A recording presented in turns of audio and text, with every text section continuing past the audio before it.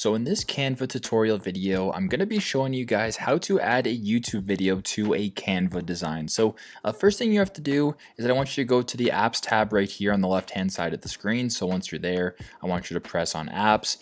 Then once you're here, I actually want you to scroll down to where it says popular in YouTube right here. Now there is some options later on. You can go to discover content from and go to the YouTube tab as well. It doesn't really matter how you find it, but once you have YouTube, I want you to press on it right here. Then once you're on this screen, I want you to press on use right down low.